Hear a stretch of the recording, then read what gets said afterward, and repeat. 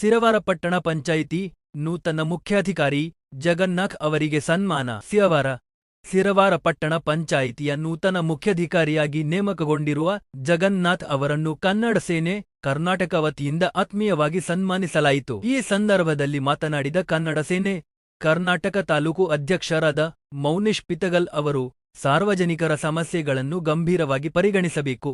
ವಿಶೇಷವಾಗಿ ಕುಡಿಯುವ ನೀರಿನ ಸಮಸ್ಯೆ, ರಸ್ತೆ ಮತ್ತು ಚರಂಡಿ ವ್ಯವಸ್ಥೆಯಂತಹ ಮೂಲಭೂತ ಸಮಸ್ಯೆಗಳನ್ನು ಕೂಡಲೇ ಬಗೆಹರಿಸಿಕೊಡಬೇಕೆಂದು ಮುಖ್ಯಾಧಿಕಾರಿಗಳಲ್ಲಿ ಮನವಿ ಮಾಡಿದರು. ನಂತರ ಸನ್ಮಾನ ಸ್ವೀಕರಿಸಿ ಮಾತನಾಡಿದ ಮುಖ್ಯಾಧಿಕಾರಿಗಳು, ಯಾವುದೇ ಸಾರ್ವಜನಿಕ ಸಮಸ್ಯೆಗಳಿರಲಿ ಅವುಗಳನ್ನು ಕೂಡಲೇ ನನ್ನ ಗಮನಕ್ಕೆ ತನ್ನಿ, ತಕ್ಷಣವೇ ಆ ಸಮಸ್ಯೆಗಳನ್ನು ಬಗೆಹರಿಸಿಕೊಡಲಾಗುವುದು ಎಂದು ಭರವಸೆ ನೀಡಿದರು. ಈ ಕಾರ್ಯಕ್ರಮದಲ್ಲಿ ಕನ್ನಡ ಸೇನೆ ಕರ್ನಾಟಕದ ಗೌರವಾಧ್ಯಕ್ಷರಾದ ಸತ್ತರ್ ಸಾಬ್ ಗುತ್ತೇದಾರ್, ತಾಲೂಕು ಸಂಚಾಲಕರಾದ ಚಂದ್ರಶೇಖರ್ ಹಡಪತ್ ಹಾಗೂ ಪ್ರಮುಖರಾದ ರನೋಕ ಬಡ್ಡ, ರಾಮು ಗಿಂಡಿ, ಅಮರೇಶ್ ರಾಜ್, ಮಹಮ್ಮದ್ ಬಗರಿ, ರಾಜ ಭೋವಿ ಸೇರಿದಂತೆ ಹಲವರು ಉಪಸ್ಥಿತರಿದ್ದರು.